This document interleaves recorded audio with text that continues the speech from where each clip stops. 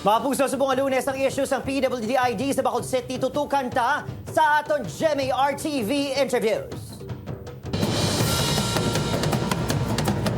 Mga puso, tutukan nato na ang mga nagkalain itikang kagpamaagi sang DSSD o kon Department of Social Services and Development sa Bacolod City LGU agud masigurado nga wala maskin isa ka person with disability ang maapektuhan sa ginapatigayon nga transition period o kon phase gikan sa daan peke nga mga PWD IDs pakadto naman sa the QR code ng mga IDs sa programa sang aton local government unit. With us this afternoon is ang tagpamuno sang aton DSSD si Ma'am Alma Gustilo. Mamayang hapon, welcome to the program. Hi.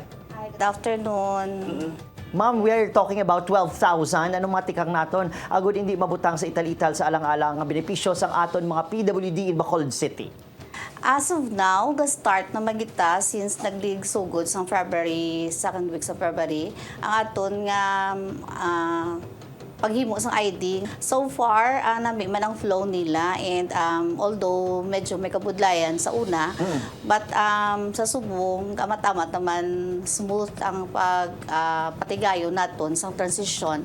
Ma'am, anong aton ayo sa publiko ilabinagid sa mga mahilig magpameke sang ilang mga idea aguti syempre gusto gid makabaton sang benepisyo maskin wala physical disability maskin hindi sakop sang privileges pinaagi sa aton nga PWD ID. May ara na sila sa labton sa batas sa layita under sa Republic Act 9442. Ang aton nga layi nagasugid ginaga-state na siya kung may mga makita-anta nga nagagamit sa ID kag nagapameke may si falsification of public documents mas lang nga file lang ta kaso. And sinuma file sila kaso kami outright kung kita namon kag nakita-anta kung sino gid ang produce ng peke nga ID. But however, for those nga nagakapyot na sang ID, Yes. nga may peke gali, di taman na sila mapersa kung sariin na nilang paubra, sino naghimo sila. So, what we did is, amo na siya, ginapabalik ta siya sa actual nga sa usual processing. What will happen right after we conclude the transition gikan sa daan pakadto sa Bago? The PWD ID nga may QR code na, so I hope amo na siyang magamit na gid and mo-honor na sa ato yung mga establishment.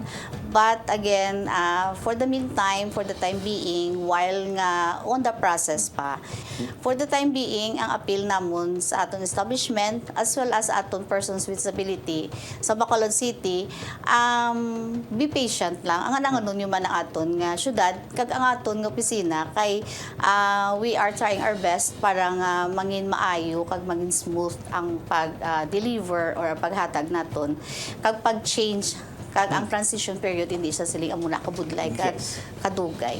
Maraming salamat Ma'am Alma Gustilo sa dason naman, and that concludes our GMA Regional TV interviews. Mayang hapon. Mayang hapon.